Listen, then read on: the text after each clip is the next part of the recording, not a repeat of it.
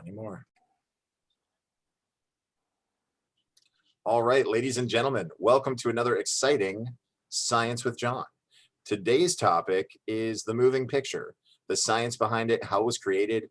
It's kind of a history and a science lesson. And I don't think we can really talk about the moving picture without first talking about just the photograph and how the first photograph and photography was born. There was a lot of chemicals that went into creating the first photographs, and some of them are dangerous. So it evolved over time to now we could just literally press a button on our smartphone and take a selfie of ourselves. But back in the day, you had to spend like an hour a whole day setting up a camera. Yes, Sarah. My camera, I had to take forever to set my camera up to take a picture of myself. Took forever. Yeah.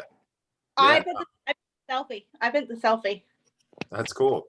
Well, a lot of people like experimented with like projecting an image by putting a pinhole in, like, if you get like a shoebox and put a pinhole in one side and it'll get it in the light, you know, you can project an image that way. And a lot of people would do that. It would just be a still image that would be projected on a wall or something, or on a piece of glass.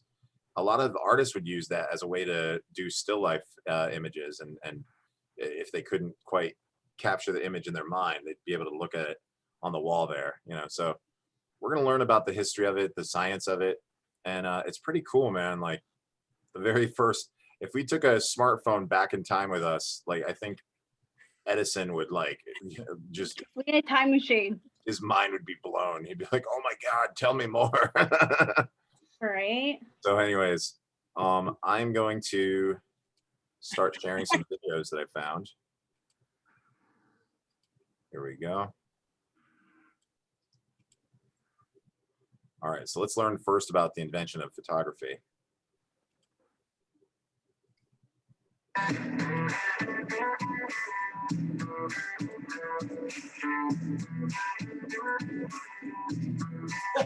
They're always, they clearly know it's me.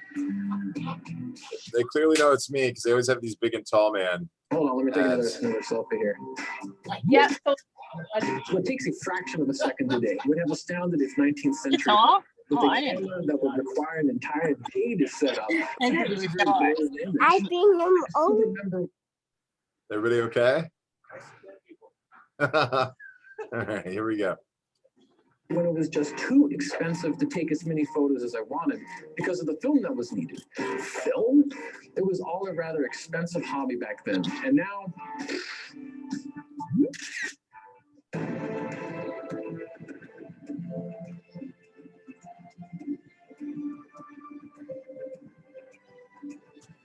hello, my dear friends of photography. I'm Brett, and a warm welcome to another episode of It's History. Today, I will discuss how it is that we came to capture everything with the photograph.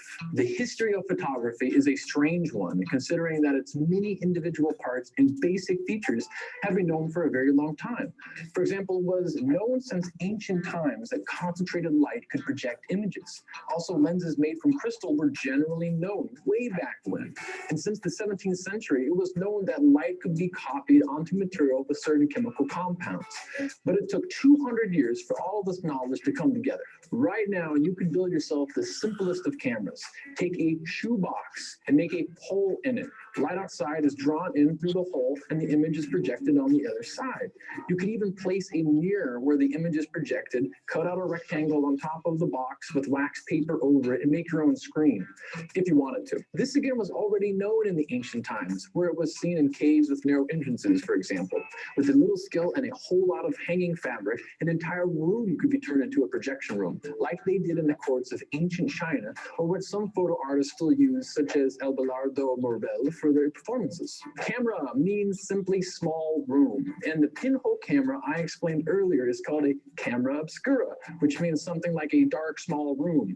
Aristotle and Pythagoras described the camera obscura over 250 years ago, and their observations on the camera contrary to other forms of ancient knowledge, have been with us since. But the copying of the picture still had to be done by hand. And so it was the camera obscura first came into use as a drawing aid for those who were detail-oriented and not the best of freehand artists. Photography becomes photography when we can keep the images as well.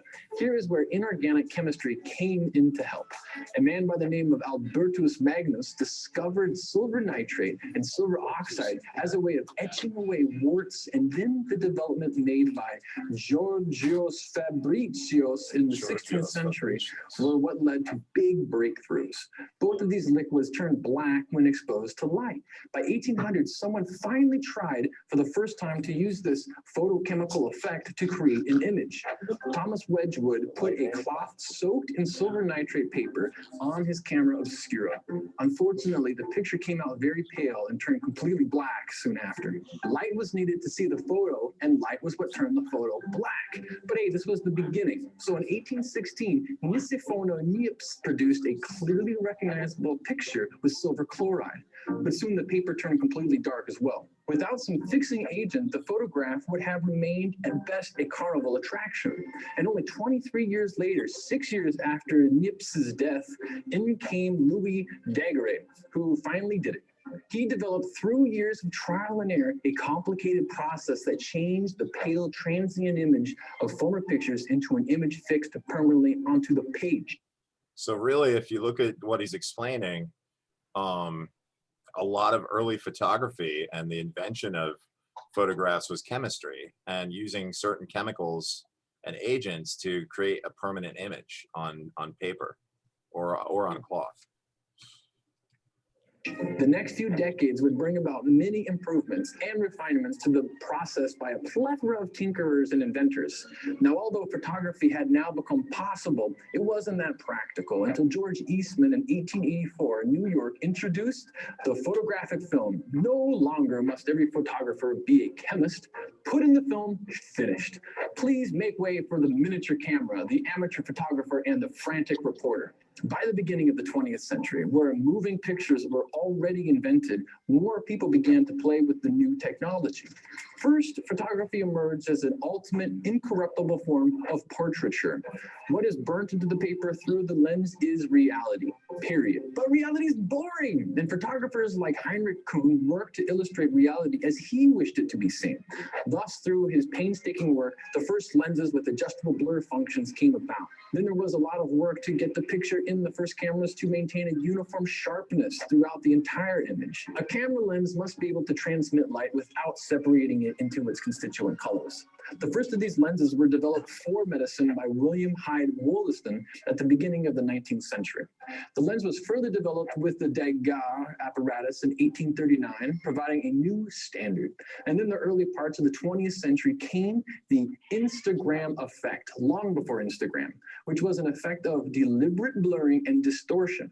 In general, art, as the new technology and its users took the place of many of the old portrait painters and engravers, many artists focus now on painting what, instead of can be seen, can be felt.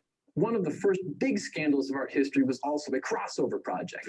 Marcel Duchamp's Nude Descending a Staircase #2 caused quite the sensation with its influence of graphic motion studies and its imperceptible nude that caused its censor. But a market had already been established for nudes long before the first camera arrived. By 1845, nude photographs in Paris abounded, thought then to be used for the purpose of study for aspiring painters.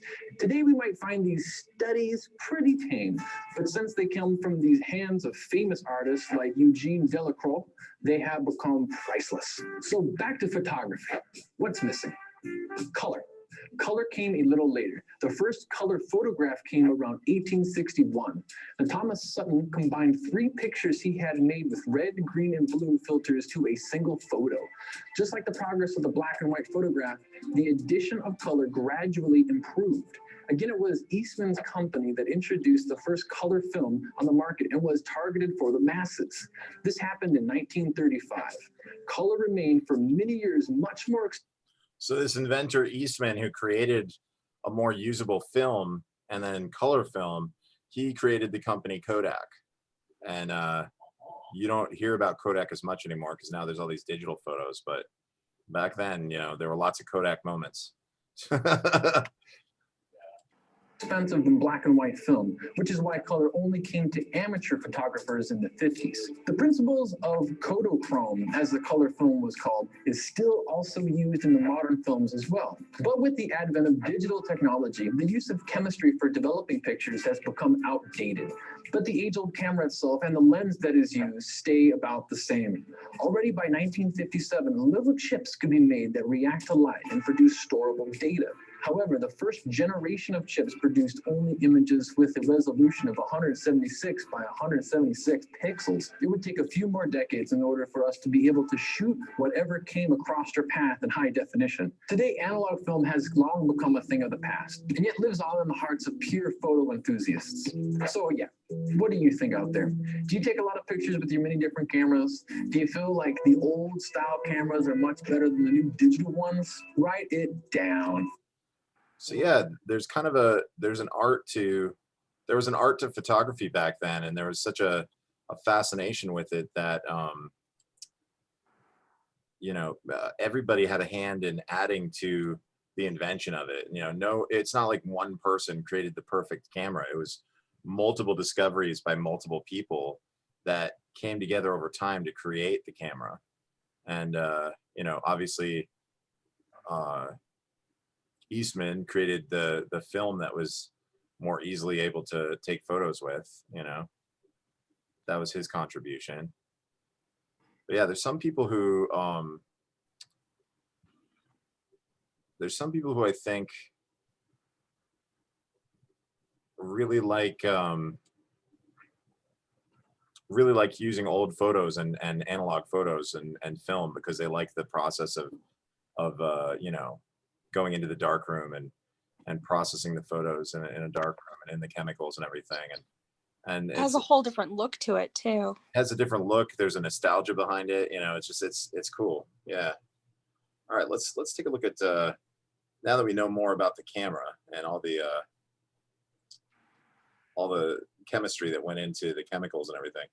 Keep in mind that back then they were testing with chemicals that could have harmed photographers. That's why I think they always got under that little curtain behind the camera back in the day, and see that plume of smoke go up in the air as they took a photo. It was quite the production, but nothing like we have today where we just snap a photo on our phone. What would you think if I told you that one of the first motion pictures ever shot was due to a stubborn man in a bet? Well, that's exactly what happened. Stay tuned as we chronicle the history of motion pictures. In this episode, we'll chronicle the birth of the industry from 1877 to 1910.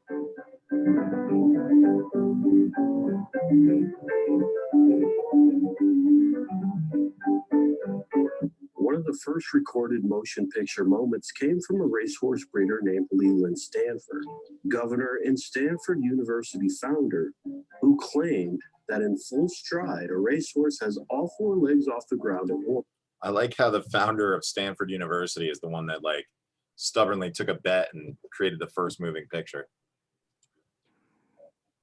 Which was pretty impossible to prove with just the naked eye. Leland enlisted Edward Muybridge, a British-American photographer, in 1877. Muybridge set up a string of cameras along the racetrack with wires connected to the shutters. As the horse made its way down the track, its hooves triggered the cameras individually. He set up 12 cameras in total. Muybridge mounted the images on a rotating disc and projected them onto a screen with a magic lantern. The result of this experiment not only proved Mr. Stanford right, but also set the spark for the motion picture industry. Thomas Edison. Thomas Edison, not wanting to be left behind and also needed a companion to his photograph, enlisted a young lab assistant to invent the motion picture camera in 1888. He used clock parts to ensure the film moved through the camera at a regular pace. The camera was named the kinetograph, and it imprinted up to 50 foot of film at the rate of 40 frames per second. Edison wasn't the only person who'd been tackling the problem of recording and reproducing moving images. Inventors throughout the world had been trying for years to devise working motion picture machines. In fact, several European inventors, including the Englishman William Frise Green, applied for patents on various cameras, projectors, and camera projector combinations, even before Edison and his associates did. Because Edison had originally thought of motion pictures as an addition to his phonograph, he didn't commission the invention of a projector to accompany the kinetograph. Rather, he had Dixon design a type of peep show technology, the kinetoscope, in which a continuous 47-foot film loop ran on spools between an incandescent lamp and a shutter for individual viewing. Starting in 1894, kinetoscopes were marketed commercially through the firm of Raff and Gammon for $250 to $300 apiece. Wow. The Edison Company established its own kinetograph studio called the Black Maria in West Orange, New Jersey, which was one of the world's first movie studios. I like how one of the world's first movie studios was in New Jersey. So how do we get from Jersey all the way to Los Angeles? You know, that's funny. Yeah. Raff and Gammon were installing these kinetographs in penny arcades, hotel lobbies, amusement parks, and other such places. In April of that year, the first kinetograph parlor was opened in a converted storefront in New York City. The parlor charged 25 cents for admission to a bank of 5 machines. Ah.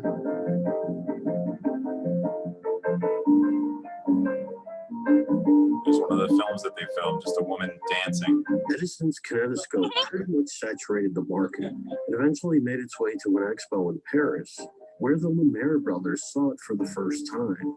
They were inspired to invent their own system, but they wanted something lightweight and portable.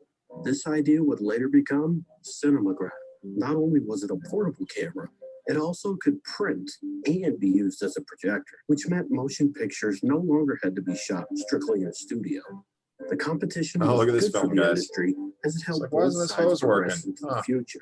Something's wrong. Ugh. That's what Marie's gonna do to me in the garden. And Jason. In 1897, manufacturers began selling films along with projectors to traveling I was gonna get married with. fairgrounds and circus shows. Eventually, the novelty of these short movies, Mary and Sarah. so the exhibitors got creative. We're by still here. adding sound effects and music. It was sort of a primitive form They're of still here. And you can consider those early projectionists from 1896 to 1904 as directors of motion pictures. That's pretty cool. Like that they started like sending this technology out to like circuses and performances to get like quick clips. You got to remember that the first movies that were on those kinetographs and kinetoscopes or whatever, like they were like maybe 15 seconds long of just like that lady dancing like you saw. You know, it was a very short clip, but it was such a novelty. Like people had never seen a moving picture before. So they would go into, back then a movie theater was basically going in and putting a quarter in a slot to look at a 15-second reel on this like viewfinder machine, you know? Pretty wild. A few of them, notably Edwin Porter, were hired as directors at production companies in the beginning of the 20th century. Join us next time. We'll highlight the career of Edwin Porter, one of the industry's first directors, and the formation of the Star Film Company, who made over 500 films between 1896 and 1913. That's impressive. So yeah, the very first movies were really just quick snippets of people dancing, or, you know, they got a lot of vaudeville actors and actresses in on it, and just quick comedy acts that were done silently, because keep in mind back then they didn't know how to tether sound to film. They didn't know how to, you know, they knew that would be a great thing to have movies with sound, but they couldn't figure it out right off the bat. So it took a lot of time for them to innovate that. And having the vaudeville performers join in on it changed performing arts altogether right there. Yeah, well, and there was a lot of performing vaudeville acts that only performed in like, exclusive clubs or, cities. And so the average everyday person would never be able to see that act. So to be able to just go into a parlor and put a quarter in a slot and be able to see a famous vaudeville actor or actress put on a show was pretty cool. All right.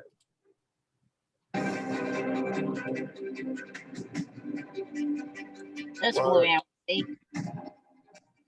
Space Jam 2. Office.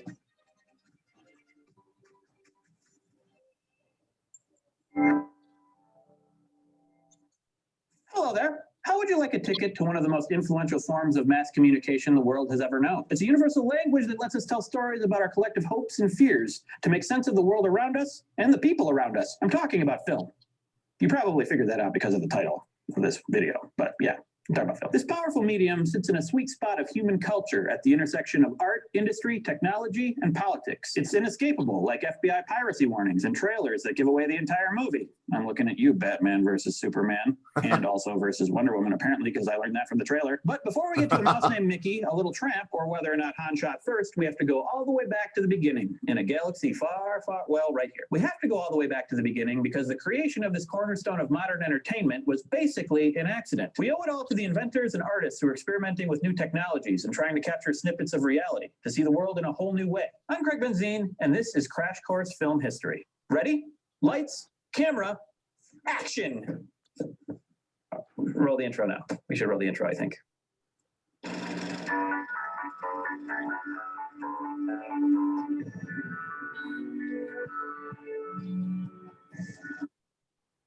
want to roll that back. Those are like really quick.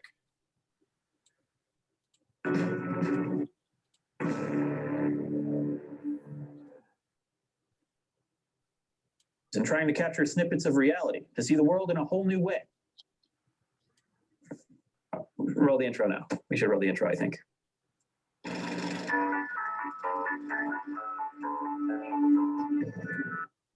Okay. The Netflix and chill of the 1930s was called Speakeasy and Jive.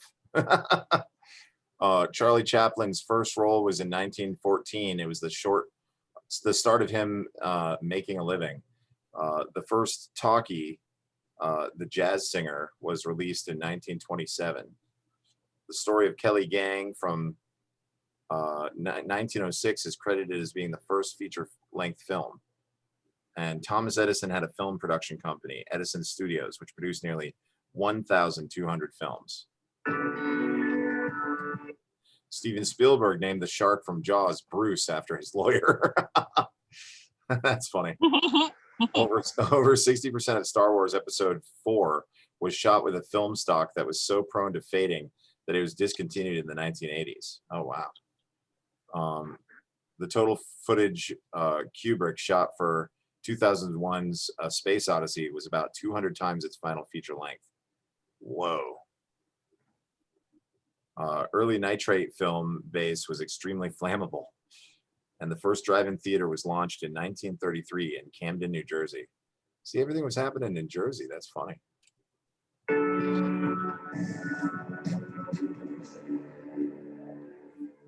Movies are The magic. term film was first used to describe a specific technology, a thin, flexible material coated in light-sensitive emulsion that retains an image after it's exposed to light. It's also the end product of that photochemical process. A film is a movie, but it's also a verb to describe the process of capturing moving pictures, as in, I'm going to film a movie today, or Nick is filming me right this very second, or I'm going to film a film on film. Over time, the original film technology has switched to analog and digital substitutes. First, things like VHS or beta, and eventually digital video, like when you record something on your phone. Now, at the very beginning of its history, before all these innovations existed, film started out as a collection of still images viewed one after another in rapid succession, which creates the illusion of motion, like what you're seeing right now.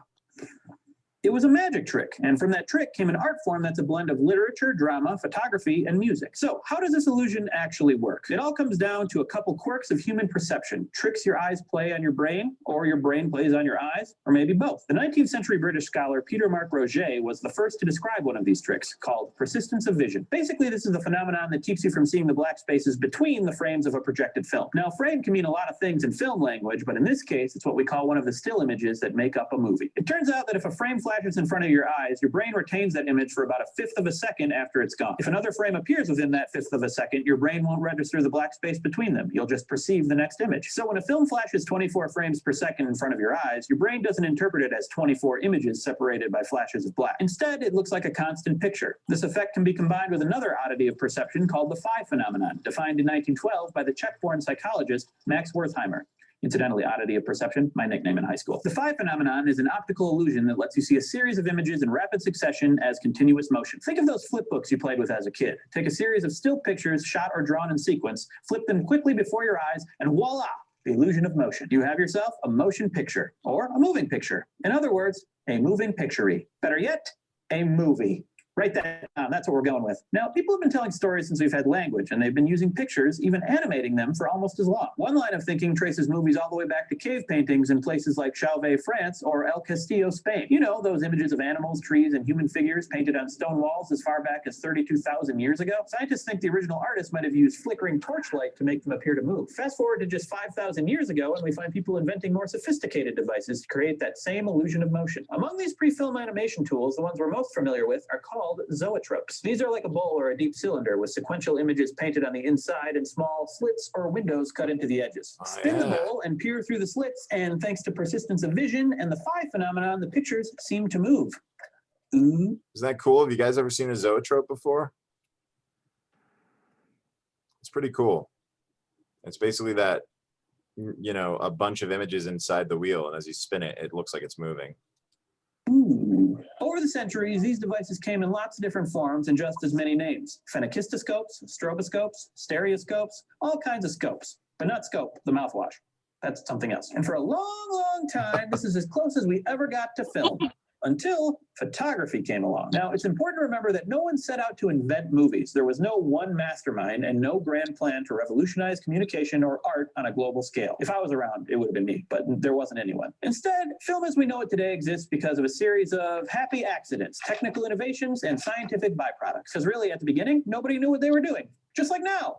I'm looking at you, Batman versus Superman. Photography came about in the early to mid-19th century at a time of great scientific and artistic innovation. People of means all over the world were tinkering in their spare time, playing around with technology and seeing what they could create, combine, augment, or transform. Before the photograph was invented, people were isolating images of the world around them with devices like the camera obscura. From the Latin meaning dark chamber, a camera obscura is essentially a box, tent, or room with a lens or pinhole in one end and a reflective surface like a mirror at the other. Light travels through the hole and displays an inverted image on the mirror. Like most of these pre-photography technologies, the camera obscura was mostly a novelty, a toy, or sometimes a tool that let artists create images to study or trace. As the 19th century dawned, folks started playing around with photosensitive chemicals to figure out their properties while trying not to melt themselves with acid, which we should all try to do in practice. In the 1820s, a French inventor named Joseph Nicephore Niepce took the first known camera photograph. He called it View from the Window at Le Gras. Niepce used a camera obscura to project an image onto a pewter plate coated in a light-sensitive chemical. The areas of the chemical that were hit with the brightest light hardened, but the areas touched by weaker light could be washed away, so a crude permanent record of the original image survived. Scientists now believe it took a couple days of exposing the plate to light for the image to finally show up. So we're still a long way from movies, but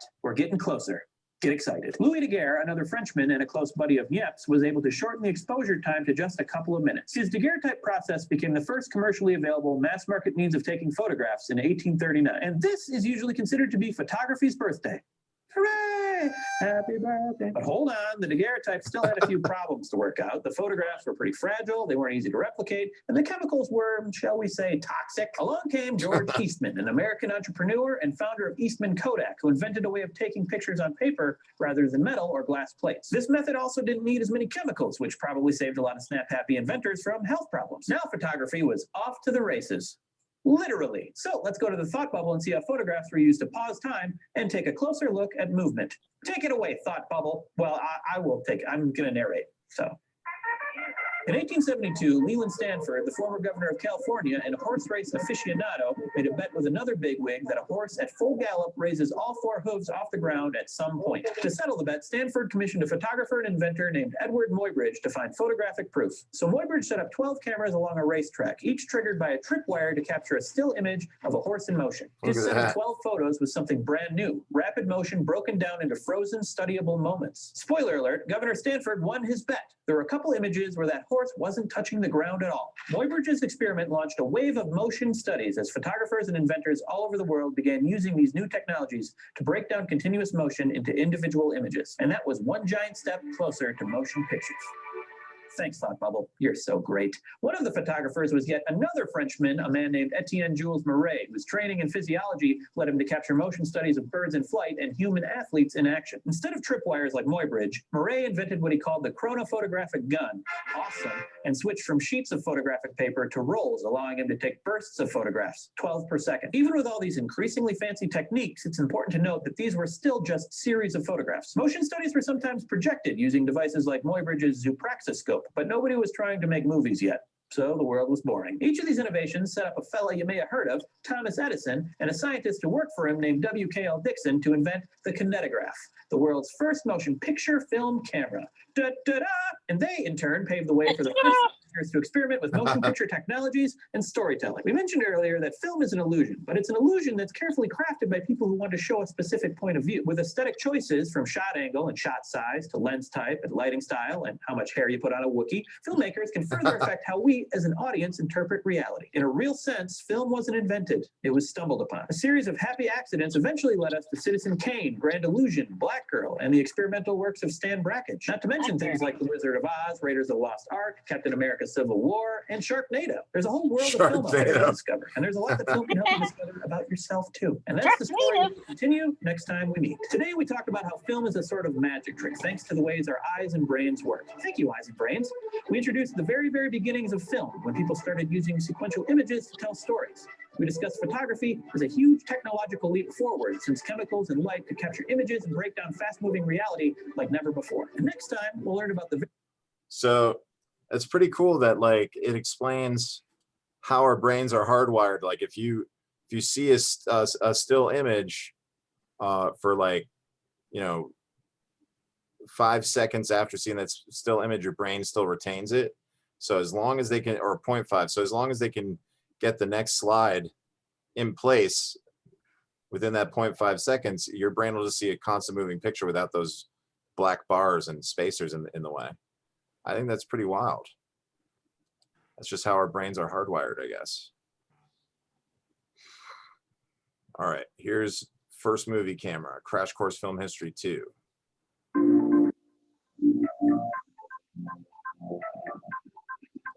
And of course, I'm getting my big and tall man ad again. Sorry, guys.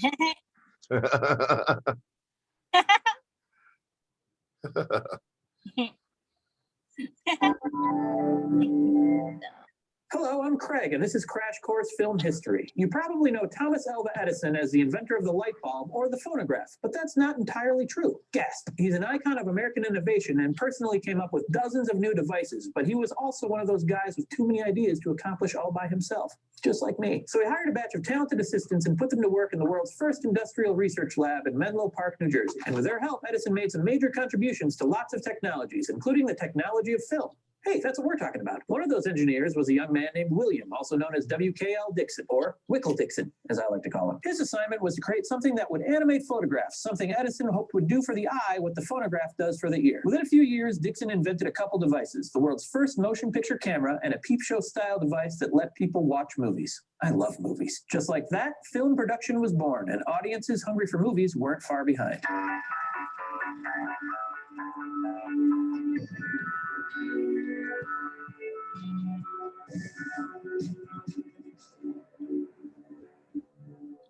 Before Edison and his lab had even built their viewing machine, he applied for 2 preliminary claims with the U.S. Patent Office, one for his plans for the device and one for its name. Thomas Edison, ever the patenter. The idea was to create a coin-operated entertainment machine that produced images to go along with music or speech that played from a phonograph. Edison wanted to call it the kinetoscope. I would have called it the coin-operated entertainment machine, graph, but Whatever. For William Dixon and his team working in Edison's lab, the pressure was on, and there were a few technical challenges right away. First, they needed to invent the camera to capture the images that would play in the kinetoscope. Duh. While Edison was on a trip to France, he ran into our old friend Etienne Jules Murray. Remember him? That guy with the chronophotographic gun? Awesome, who shot motion studies of all those animals. Edison raced back to New Jersey and gave Dixon the scoop on the chronophotographic gun. Awesome, and they decided to develop their own camera based on that design. But there was another problem. Rolls of paper film just weren't durable enough to capture a long series of images and be played back over and over again. After some experimentation, Dixon found that celluloid film strips that were coated in light-sensitive emulsion did the trick. It's a technology that's still being used today. When in doubt, coat in light-sensitive emulsion, as the saying goes. So Edison hit up his old entrepreneur buddy, George Eastman of Eastman Kodak. Remember him too? And Eastman began making lots of celluloid film in 50-foot rolls, which gave Dixon all the material he needed. The last technical hurdle was figuring out a way to stop the film very briefly and at regular intervals. Their devices needed to capture and project a series of distinct images instead of an indecipherable blur, which is what you'd get if you ran a roll of film straight through a camera or a kinetoscope. So both the camera and the viewing device had to be able to grab and hold a frame of film long enough for it to be exposed to light, and then move it along and grab the next one. To do this, Dixon took one of those long rolls of celluloid film and cut holes along the edges. We eventually called these sprocket holes. Then he That's pretty cool. So that's why there's those holes along the side of film that you see pictures of. Those are sprocket holes. And that was so that you could let light in. fashioned an intermittent stop-and-go device inspired by the inner workings of a pocket watch. This device was kind of like a wheel with tiny teeth that grabbed the perforated film strip by the holes and pulled it forward. The teeth stopped for a split second before grabbing the next set of holes and moving the film forward again. This way, the viewer would see a sequential series of still images that created that delicious illusion of motion, as long as the stop-and-go device was moving fast enough. In 1891, at the National Federation of Women's Clubs in New York City, Edison unveiled his prototype for the kinetoscope. It was basically a cabinet with a peephole on top, so you could look inside and watch pictures move. Movies. I love movies. And it was the first device that allowed for film exhibition, which is how a film is shown to an audience. But as innovative as Edison was, there were limits to his vision. Unlike me, he thought of motion pictures as an add-on to phonographs, which people listened to in their homes or in commercial phonograph parlors. He didn't foresee the power of projecting film to a huge audience of people. And he was exactly right. That didn't happen. Never. In fact, some scholars think he discouraged Dixon from pursuing film projection, which eventually fractured their relationship. But for now, Edison and Dixon were chummy and worked together to create this pair of sister inventions, each with their own limitations. The kinetograph was the first motion picture camera, which worked because they figured out how to synchronize the shutter of the camera to a single frame of film, using the sprocket holes in the intermittent stop-and-go device. But it could only record images inside a studio because it was too big to haul around and needed electrical power to work. No vlogs yet, but soon. Not that soon. The kinetoscope, on the other hand, was a peep show device used to view the film developed from the kinetograph. It could only show movies to one person at a time and held 40 to 50-foot rolls, so the movies themselves could only be about 16 seconds long. It's basically the Twitter of movies. And even though Edison and Dixon originally hoped to synchronize the sound from a phonograph to the images in a kinetoscope, they never quite figured out how to do it. In fact, true synchronous sound, or matching up sounds to images, would elude technicians for decades. Now, some of the keys to Edison's success were his aggressive pursuit of patents and his interest in mass production, which was transforming industry at the time. Even Henry Ford's large-scale, relatively cost-effective assembly lines were made possible thanks to Edison's innovations in electric power. After all, something had to keep those conveyor belts moving. In 1894, a Canadian entrepreneur named Andrew Holland opened the first kinetoscope parlor in New York City, charging 25 cents per person. Edison got dollar signs in his eyes, and before long, kinetoscope parlors were opening up all over the United States. People were lining up to get a brief glimpse of a moving picture as music played from a phonograph and refreshments were served. Just like film exhibitors today, kinetoscope parlor operators made most of their money from concessions, since they had to lease or buy the kinetoscopes and the films themselves. Meanwhile, Edison was intent on collecting every single penny he was owed. Of course he was. As more kinetoscope parlors opened their doors, more and more people were hungry for movies. Crash Course does not condone or recommend eating movies. Edison put Dixon in charge of film production, or everything involved in the making of a film, from writing and casting actors to building sets and capturing the images. Dixon was pretty busy. And together, they built the first film production studio in the world in West Orange, New Jersey. They didn't really have to start from scratch. The space already existed because that's where they made the first films with the kinetograph. But they poured more time and just over $600 into it to make it a full-fledged studio. They covered the interior walls with tar paper strips to make the performers stand out against the stark black background. That, combined with complaints that it was cramped, stuffy, and hot, earned the studio its name. Employees called it the Black Mariah, after a local expression for police vans or paddy wagons, which gives you some idea how they felt about working for a guy like Edison. And because the kinetograph needed a lot of light to record an image, they built a retractable sunroof and is set on circular railroad tracks so that it can be spun around to follow the sun's light. That's And crazy. did they add a hot tub as well? It'd be nice. Have like a sunroof and a hot tub. That'd be nice. William Dixon served as producer, director, and camera operator for hundreds of kinetograph films from 1893 to 1895. Most of them featured vaudeville performers and slapstick physical comedy, favoring movement over story. See, the vaudeville circuit was the mass entertainment of the 1880s to the 1930s, before radio was widespread and before movies came along. Performers would travel together, set up shop at the local theater, and put on a Cool. variety show, everything from music, comedy, and acrobatics to sketches, trained animals, and excerpts from stage plays. People like Harry Houdini, the Marx Brothers, Bob Hope, and Buster Keaton all spent time on the vaudeville stage. The most famous vaudeville performers would only play the most exclusive theaters in big cities, making it impossible for the far-flung masses to see them. So they'd have nothing to do. What would they do? They'd probably just sit around and punch eagles. But with kinetoscope parlors, one star-studded performance by, say, Sandow the Strongman could be reproduced dozens of times as a seconds-long film. That way, audiences all over the country could get a glimpse of his bulging pecs and that sweet stash. Can I do a performance? Can I do a Sandow the Strongman performance? No. No. Using vaudeville talent had lots of advantages for kinetograph filmmakers. Dixon had only 16 seconds to work with and couldn't record synchronous sound, so the performances had to be brief and interesting to watch. Name recognition helped, as did performers whose acts were reliable and well-rehearsed. Just like mine. Right, Nick?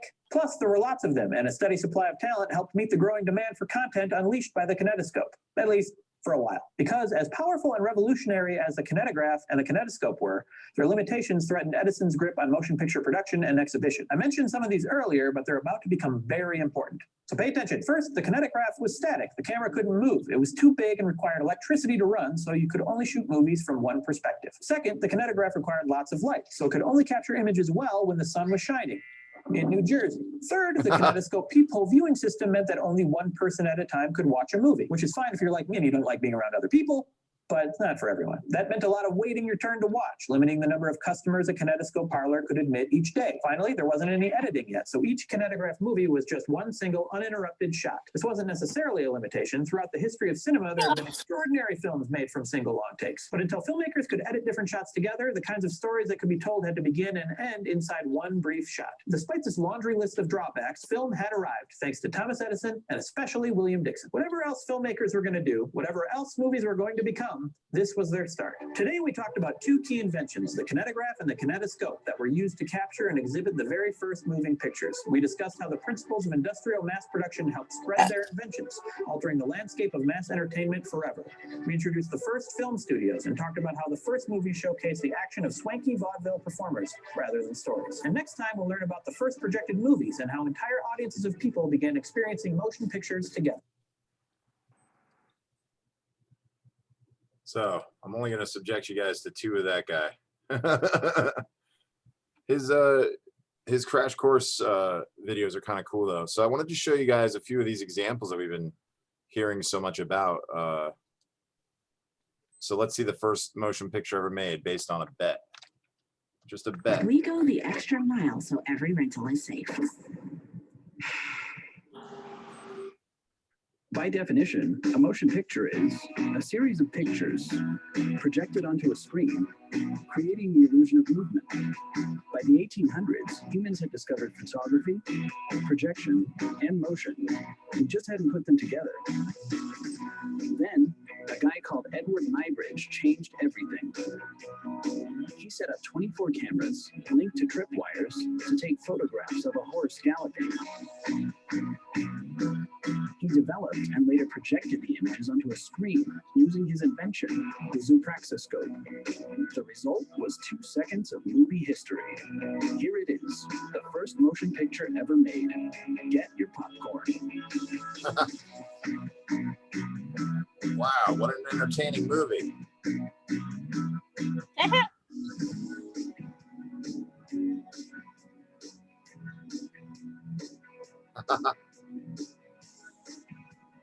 It's pretty cool.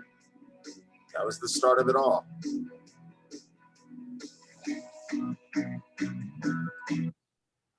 That was the start of movies, believe it or not. Kind of the very first, you know, projected flip book, if you will. Now this is the very first motion picture from 1889. Let's see what this is about. because they believe that that horse one was the first, but the very first movie, Thomas Edison, 1889. Hello, I'm Kerry Decker. Thomas Edison was an innovator, a celebrated businessman, and above all, the world's most creative inventor of the 20th century. It was his genius that brought sight, sound, and light to the world. But the road to the first successful motion picture was not easy. Edward Muybridge, 1830 to 1904, was an accomplished English photographer, known primarily for his early use of multiple cameras to capture motion, and his zoopraxiscope, a device for projecting motion pictures that predated the celluloid film strip that is still used today. Muybridge successfully photographed a horse in fast motion using a series of 24 cameras. The first experiment successfully took place on June 11th, 1878. He used a series of 12 stereoscopic cameras, 21 inches apart, to cover the 20 feet taken by one horse stride, taking pictures at 1/1000th of a second. The cameras were arranged parallel to the track with tripwires attached to each camera shutter, triggered by the horse's hooves. He used the same technique with other animals. However, these were all a series of still photos viewed in sequence, and Edison wanted something better to represent motion. He wanted to do for pictures what he'd done for sound. Thus, he went back to the wax cylinder for inspiration. He drew up a series of sketches as he envisioned a new version of a phonograph. He used the same principle of a metal cylinder, but this time had a series of tiny sequential photos attached that, when hand cranked and viewed through an eyepiece, gave the illusion of motion. In the following two sequences, he told the subject to gyrate and move around, monkey shines as he called them. Now, from 1889, here is the first true motion picture ever made.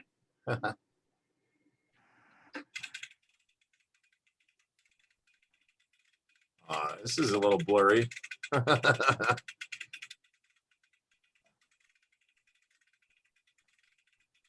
They were working with back then, though.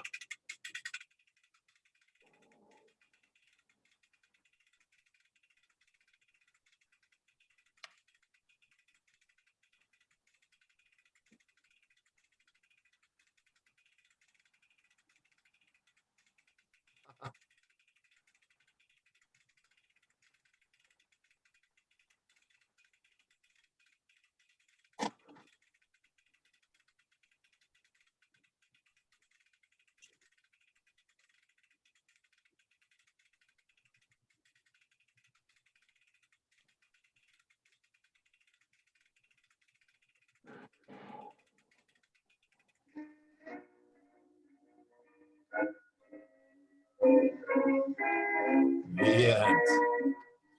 No idea what that movie was supposed to express other than people bopping around. We go the extra mile so every rental is safe. Yeah, that's great. Okay. So this is interesting. This final one I'm going to show you guys is the Dickinson experiment, which was the first experimental sound film that they had.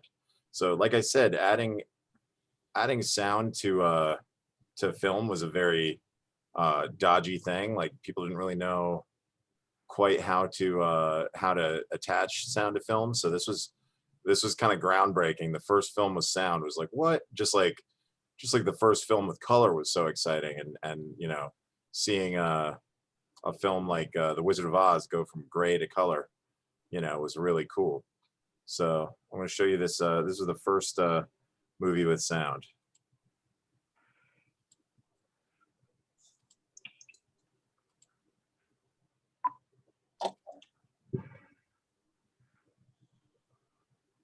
The Dixon experimental sound film.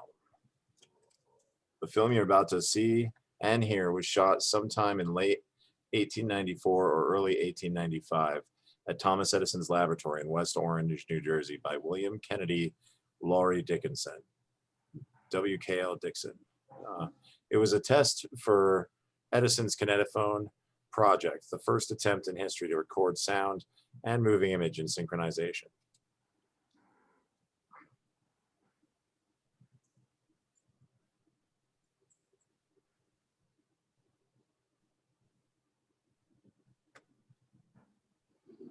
The wax cylinder soundtrack, however, was believed lost for many years.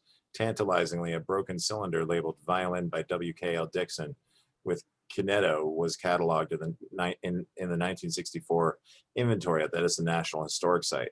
In 1998, the cylinder was repaired and re-recorded at the Rogers and Hammerstein Archive of Recorded Sound in Lincoln Center, New York.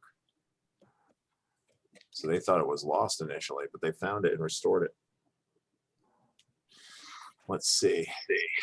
Work in progress here is the first time the original film, image, and wax cylinder soundtrack have been synchronized and exhibited since Thomas Edison and W.K.L. Dixon and their colleagues witnessed them over 105 years ago. It will be repeated 3 times.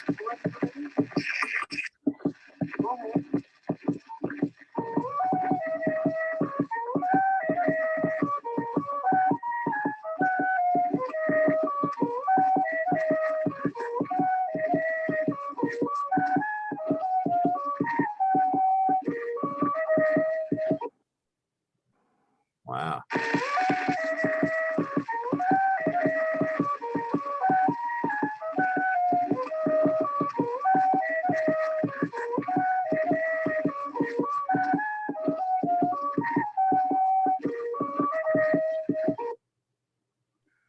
For this final repetition, the click of the broken cylinder has been removed.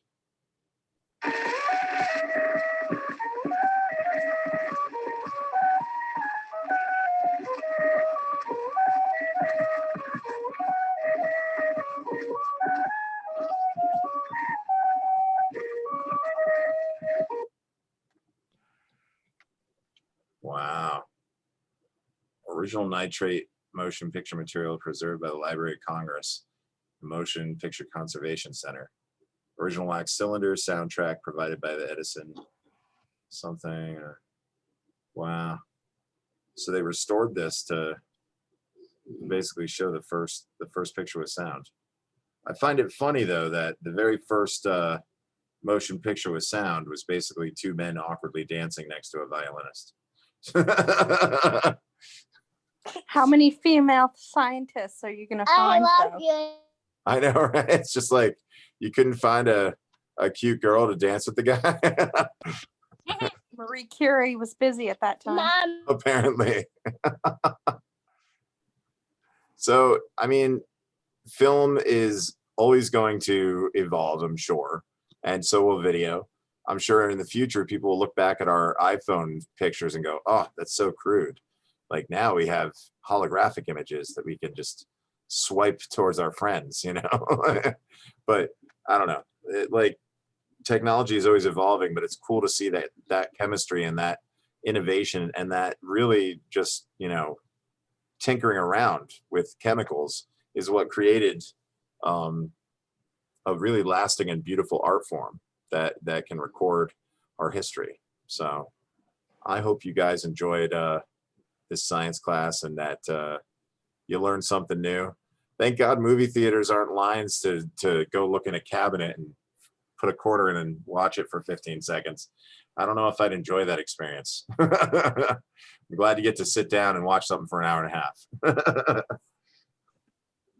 But anyways, it was so great to see you guys, and I will see you all tonight for Friday Fun Night. We'll be doing summer trivia. So thanks for joining class, guys. Thank you, John. And You're you have a welcome. good laugh. What's that? What's that, Kate? You have a very good laugh. And my mentor's here. She's right there. Showing her. Hey, How are you? Hi. good. How are you? All right. Wait. You're making a movie right now, Kate. Yeah. Let's make the movie now. Yay, yay. All of us are Good. really. It's Well, recording. I know. Awesome. All right. Well, I'm going to let you guys go. You have a great day, and we'll see you for Friday Fun Night, okay? Yep. Have a great day. All See you right. later. Peace out. Peace out.